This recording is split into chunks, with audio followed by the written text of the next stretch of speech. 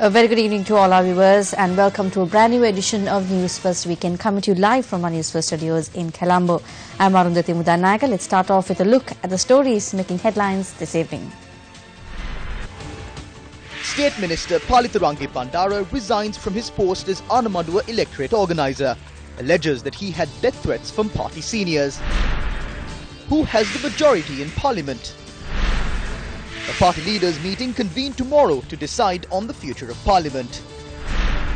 Who will be the next Minister of Law and Order?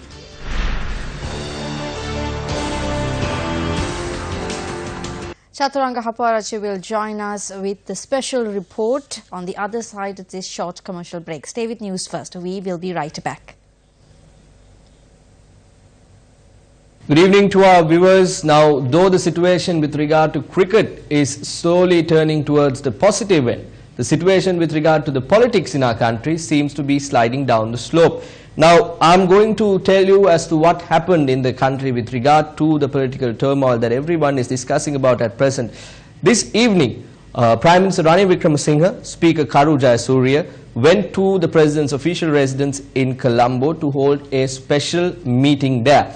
Now, we have received information to say that the meeting was requested by the Speaker, Karu Jayasuriya. We have the visuals of the gentleman going into the President's house to discuss about matters, and according to our political sources, this uncertainty with regard to the political situation was discussed widely at this special meeting. Now, short while ago we reported to you that as soon as this meeting was over, this meeting went on for about 1 hour. As soon as the meeting was over, Sri Lanka Freedom Party members also went in to meet the President. Now, this group was led by Honourable Minister Dayasiri Jayasekara. According to our political sources, once again we are told that they went in to meet the President to tell them that the SLFP group has a 113-member majority in Parliament.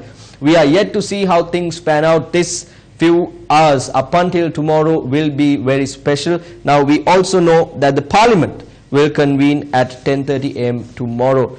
Whatever is happening will be reflected at the parliamentary session tomorrow as well. Now, moving on, another interesting development took place this afternoon. State Minister Palitharange Bandara says he is deeply saddened by the United National Party's failure to recognize or appreciate the victories he has won for the party amid many sacrifices. Disregarding the risk to his own life, Range Bandara issued the following statement to the media today. In his statement, State Minister Palitharange Bandara recalls the sacrifices made to serve the people of Anamadua to the best of his ability in spite of the lack of political appreciation from his mother party. In an extensive statement released to the media this afternoon titled "A Memoir on What Leaders Have Forgotten and What the People Need to Know," Palitharange Bandara says he is looking forward to spending the rest of his life in comfort and leisure. Insisting that he has no need to forcefully cling on to his position, the State Minister claims that while he was serving the people, powerful members of the UNP were conspiring to assassinate him. He says that after giving it much thought, he has submitted his letter of resignation from the position of UNP organizer for the Anamadua electorate to General Secretary Minister Kabir Hashim. Range Bandara writes in his statement that he witnessed the pain in the eyes of Minister Kabir Hashim and Ranjit Madhum Bandara when he presented his letter of resignation. He concludes that while his resignation was rejected, he will strive to ensure that every moment from now on is a priceless moment. Now, we remember the services rendered by State Minister Palitharange Bandara towards the betterment of the United National Party, especially from where he is, the Puttalam district, especially in the Anamadua electorate. He has left the service in the police department. He was a person who was commended by the IGP for 13 times. He has left all of that. He came into politics, and as State Minister Palitharange Bandara has mentioned, he has had death threats to his life as well. Apart from all of that, he has been able to support the general public, especially the UNPers in his electorate, and go on. Several people, several key individuals in the United National Party have left the party for various reasons, but the denominator seems to be the common issue, the leadership problem within the United National Party. I'm going to draw your attention to the number of people who have left positions or stopped political activities because of their displeasure of the leadership of the United National Party. This gentleman behind me is one, of course, the latest. We also have Dharmadasa Bandara, Dayasiri Jayasekara, Chandrasiri Suryarachi, Earl Gunasekara, Gamini Lokuge. We have Lakshmana Abewardhana, Keheliya Rambukwella, Lakshman Seneviratna, Indika Bandaranayaka, Johnston Fernando. The list does not stop there, it goes on. Let me draw your attention to more gentlemen who have left the United National Party, crossed over, stopped political activities. Mahinda Samarasinga, Nanda Matthew, Rohitha Bogolagama, Milinda Morogoda, P. Dayaratna, Tissa Attanayaka, and even Vijay Parliament. All these gentlemen have stopped their political activities, resigned, or crossed over to another party. As I said, the problem is the leadership in the United National Party. Now, a special meeting is also being held at the Temple Trees today. A dinner is what we are told, and all the United National Party members, the parliamentary group, has been invited to attend this special meeting. The Prime Minister, after concluding the meeting he had with the President, has not arrived at the location as yet, but a short while ago we saw how key ministers and members, the UNP parliamentary group, were arriving at the Temple Trees, and we also saw Honorable State Minister Sujiva Senasinghe expressing his views to the media. Now, these are the party seniors who have left. The problem is not gone away, even though the Prime Minister still continues to be the leader of the United National Party. In the past, this is not the first time this has happened. There were threats to the leadership, or there were the party, the United National Party, asking the resignation of the leadership, or asking the leadership to move away and hand over the helm of the United National Party to other people. Now, every time this matter happened in the past, the leadership, the current leadership, have been able to sidestep, move away, move aside, and draw the attention to some other problem that is happening within the United National Party. And every time, each of this time, they had people who were sacrificed. Now, this time around, after the whole bond scam came into light, we saw a few people being sacrificed. Names like former Finance Minister Ravi Karunanayake came to light. And we also saw names like Arjuna Mahendran, Arjuna Aloysius coming to the forefront because they were trying to deviate the problem to a different angle. This is not the case when it comes this time. This time, this problem seems to be a bit more complex than it is, because the attention of the President of the country has been drawn to this. There is a group of SLF peers, and there is also the former President who is trying to get back into power through the local government elections. So all of this comes into play. You have to take all of that into account with whatever is happening at the moment. If I am to move on, the former government had this man. There were very fine connections, relationships with this man here, and this man is none other than Mr. Nandana Lokuvithana. Now, I do not have to remind you what this government came and said. When they were coming into power, they promised good governance. They said, look, we are here, we will take action, we will bring all of these corrupt individuals before the law, obtain their money that they have stolen from us, obtain the money that they have stolen from you, and put it back into the system so that all of us, the general public in our country, can live happily and live up to the standard without having any problems. But were they able to do that? Now, when key matters like the avant-garde issue came up, various issues pertaining to the former government came up, the current government, the government of good governance, had a man appointed to handle law and order, and that man was Mr. Tilak Marapana. Now, what happened to Mr. Tilak Marapana? He had to resign because he had relationships with the people involved in the avant-garde case. Now, today what has happened? Once again, let me draw your attention back. We mentioned about sacrifices being made in the United National Party to secure and safeguard the leadership. This time too, there is a person who is being the sacrifice in this whole incident, and that is the Minister of Law and Order, Mr. Sagala Ratnayaka. This man is telling us now that he is willing to resign from his position. This is the second time a minister who is in the good governance government in charge of law and order is resigning. Once again, a key factor here is that just because the minister in charge of law and order resigns, will that solve the problem? Does this mean that the people who the government promised will be brought before the law are going to go scot-free again? What was promised is not what has been delivered to the people. Once again, the minister is resigning because there seems to have been that promise, and that has been forgotten. The bond scam came into power. FCID is currently working. The FCID does not come under this particular minister. The FCID came under the Prime Minister. So once again, that common denominator that I'm talking about seems to be the complexity, seems to be the problem in all of this. Now, if we move on, there are people in the United National Party that should resign, and those people are not just the Minister in charge of Law and Order, Honorable Honorable Sagala Ratnayaka. People like Malik Samaravikrama, who were seated at a breakfast meeting where the bond scam, where it all began. People like Lakshman Kirial, whose we have continuously reported on his actions with regard to the Central Expressway. And another interesting point is to say that all of these people are together is that the Central Expressway bank that is providing us with a very high loan for a very high interest premium, the Japan Tokyo Mitsubishi Bank. Who is the local agent for this company? When we looked in, it seems to be Mr. Arjun Aloysius. That's right. The person who is currently in jail with regard to the bond scam is also the local agent for this particular deal as well. Now, we can be talking for hours and hours, but the people of the country, do they understand what is going on in this country? Though we think that the people seems to be blissfully unaware, though the politicians think that the people of this country are blissfully unaware, is that the real reality? Is that what is happening at the base? Let's have a listen to what these people had to say. This government came in saying that they would catch thieves. They didn't do it. Instead, they caused more thefts. Ravi Karunanayake resigned. Sagala left. The rogues should be punished. The people are waiting for it. Else they will make this an example and there will be even more thefts.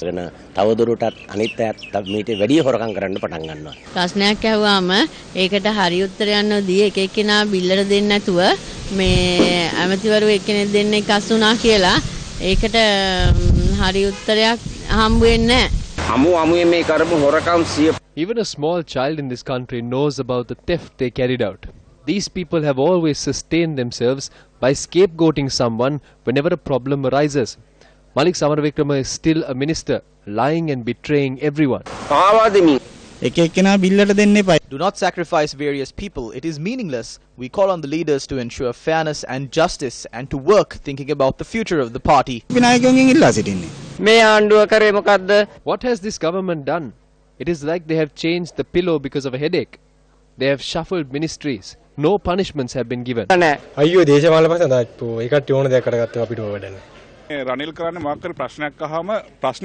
Whenever a problem arises, what Ranil does is that he wastes time until the problem is forgotten and works to retain his power. Malik Samaravikrama and Ranil cannot escape by sacrificing people like Arjun Mahendran and Palisena. Ranil and Malik must certainly be held responsible for this. They must leave their positions and go home. They must face legal action. That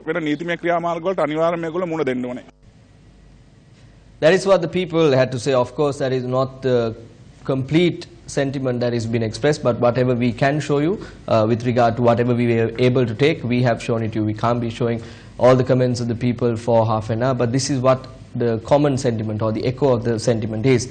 But I'm not going to confuse you with the meetings that the United National Party has. Up until this political turmoil has come to the forefront, the United National Party members have been meeting continuously. If they did the same for serious problems in the country, if they were trying to do this for the betterment of the country, then we would have no problem. But as soon as their leadership was challenged, the United National Party was convened for meeting after meeting. This morning too, without no surprise, the United National Party members met at Sirikota. When they came out, this is what they had to say. If someone else wants to form a government, they should form one and show us. We have a government. We don't see a crisis.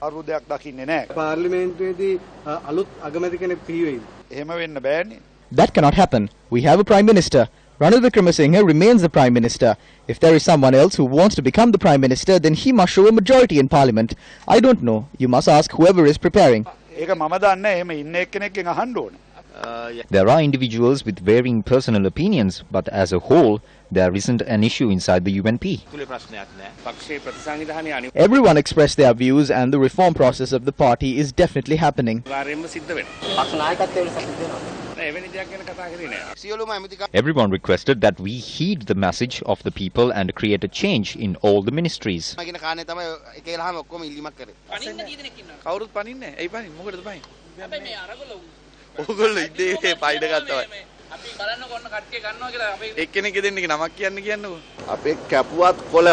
bleed green. We are in the UNP because we believe in the fundamentals of the party. Fundamentals අපි පිළිගන්න නිසා.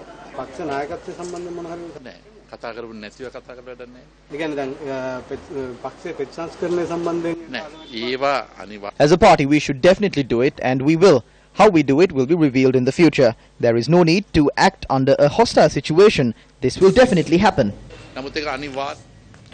We spoke to you about the situation with regard to the United National Party leadership and how every time when there was a challenge against the leadership, how people were taken to be the sacrifice and to divert the problem. And I mentioned how Arjun Aloysius was jailed. He is in remand custody right now because of this matter with regard to the bond scam. He is not the only one. Former Minister Ravi Karunanayake, Arjun Mahendran, I can go on with the list. Now, the problem here is different. Today too, when the United National Party members were brought in to the Sirikota for their special meeting, there had been an incident where they were asked to, normally when the meeting is being held, the meeting was held in a large hall. Now, according to our sources within Sirikota, they inform us that when these members were brought to the Sirikota today, they were asked to be in a committee room on the second or the third floor, on not the normal place where they have meetings. They had closed the doors from either side and they had asked to sign a letter expressing their confidence in the leadership of the United National Party.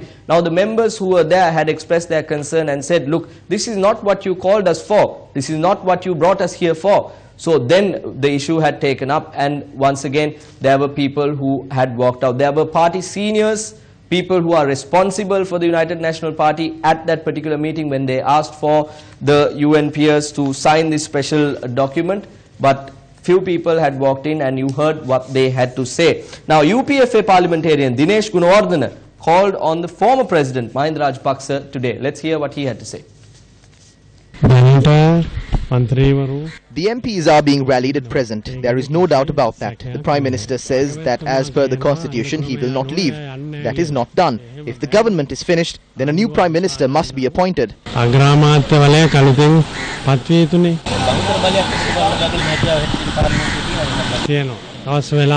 Yes, it will be shown when it is required. There are many sections which say that a Prime Minister can be removed. If the government is finished, how can the Prime Minister remain? The government was formed after the two of them got together.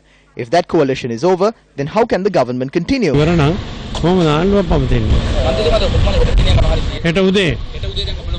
Tomorrow morning, be patient until 8:30 AM. Parliament will convene and thereafter I will tell you.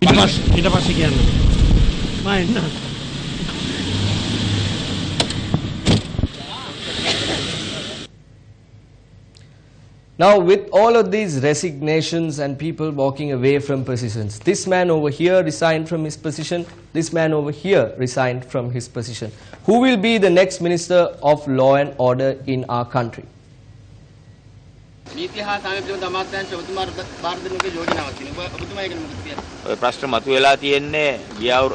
The issue has arisen because there hasn't been any action against those who had committed wrongs. If I am vested with this responsibility, I will show results within 6 months.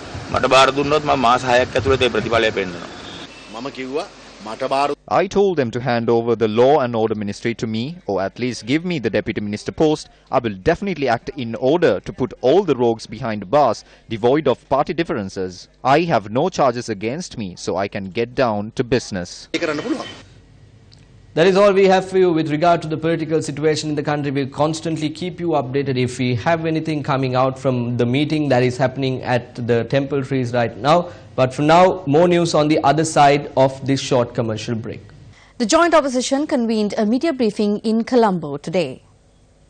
Leader of the joint opposition, Dinesh Gunawardena, has presented a written document to the President noting that in order to rescue the country from the destruction ahead, we will support that government without accepting any ministerial positions. We will extend our fullest support to stop what is wrong and to implement what is good. We will stand on the side of the country, prevent the rise of anarchy, and until we receive an election, we will temporarily support this. We will not try to trip them up and topple governments in between. We wish to have an election soon. The party leaders and the other MPs informed the president when we met him that if we are to extend the support, he must take on this responsibility. A proposal was put forward that MP Bandula Gunawardena should take on the finance ministry. We cannot accept a ministerial position as it is in violation of the mandate given to us by the people. The people will not approve of that. Convening a media briefing today, the convener of the Left Centre, Chamira Pereira, expressed the following views. Mahinda Rajapaksa මහත්තයා ආණ්ඩුවක් හදන්න නෙමෙයි ඉල්ලන්නේ. අපි දැක්ක ඊයේත් කියනවා. මට ආණ්ඩුව හදන්න ඕනේ නැහැ. මම උදව් කරන්නම් ඕනේ. හැබැයි මට විපක්ෂ නායකකම ඕනේ. Mahinda Rajapaksa is not asking to form a government. We saw this yesterday too. He said, I do not want to form a government. I will assist you if you wish. However, I want the position of the opposition leader. What they are trying to do is to take control of the position of the opposition leader, the opposition, and in the end, creep into the government. If Mahinda Rajapaksa shamelessly enters this government through the back door, then we will leave by the front door. The people are fearful that Mahinda Rajapaksa will act at the next opportunity. We warn you that Mahinda Rajapaksa is not the same Mahinda Rajapaksa from 10 years past. He is a much more dangerous person now. Prime Minister Ranil Wickremesinghe is the person who was in charge of the government's program. We know that his economic program was met with disapproval from the public. It is very clear, and he must accept that. We did not see any notion of him accepting this. Sadly, we must say that Ranil Wickremesinghe must be accountable on the problem of the steering of the economy. He has always acted with a small group or a royal club around him. We have spoken about them. People like Malik Samaravikrama and Charita Ratwatta. He makes decisions together with these people, and these had a severe impact on the people. A regular train service plying from Colombo to Galle was forced to stop near the Dehiwala yesterday as an SUV had been parked near the railway tracks. This is the railway track between Vellavatta and Dehiwala. Due to this jeep being parked in a manner that obstructed the movement of the train, the commuters took it upon themselves to move the vehicle.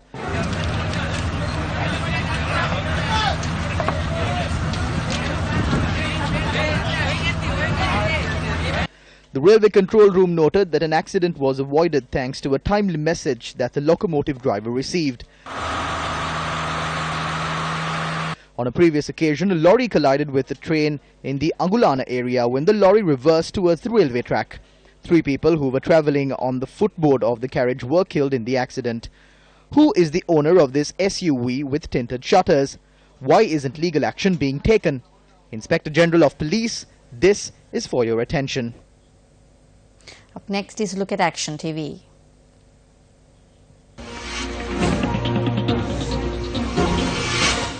Following an expose by Action TV that the Ministry of Education had halved the issuing of school textbooks for 2018 and was instead focusing on selling these books, the Ministry issued a statement claiming that the expose was misleading. The Ministry's statement noted that in order to give the students an understanding of conservation, about 25% of the school textbooks distributed among grade 8 and 7 students across the country were used textbooks. This procurement notice, published by the Education Ministry in a national newspaper on the 30th of January 2018, proves that the Ministry's claim that there is no shortage of school textbooks for 2018 is false. This procurement notice has been published a third of the way into the first term at schools across the island, inviting bids for the printing of school textbooks for 2018. While the bids were to be opened on Thursday, given the current political climate in the country, it is possible that the awarding of this tender could be delayed. In spite of the Ministry's previous claim that used textbooks were distributed to teach students the value of conservation, the dilemma which has arisen in grade 1 classrooms across the country invites questions on whether the Ministry was simply trying to palm off whatever textbooks were available. The Sinhala language workbook, which includes a message from the Education Minister, was to be distributed among grade 1 students for 2018. This workbook is issued in tandem with the teachers' guidelines for grade 1, effective since 2016. However, in many schools across the country, this old workbook, which was to be discontinued from 2017, has been distributed among the students.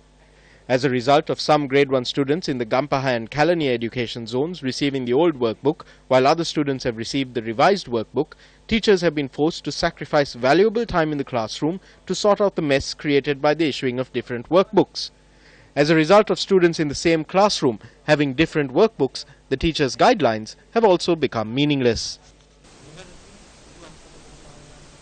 Teachers are also facing a major dilemma since they have received the correct guidelines but the students have the wrong workbook. Such flaws in primary education is a serious issue.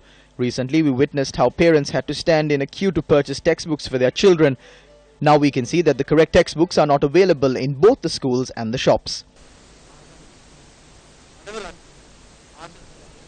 Haven't the officials concerned displayed their gross incompetence as a result of the farce that has been acted out over the grade 1 Sinhala language workbook? Secretary to the President, this is over to you.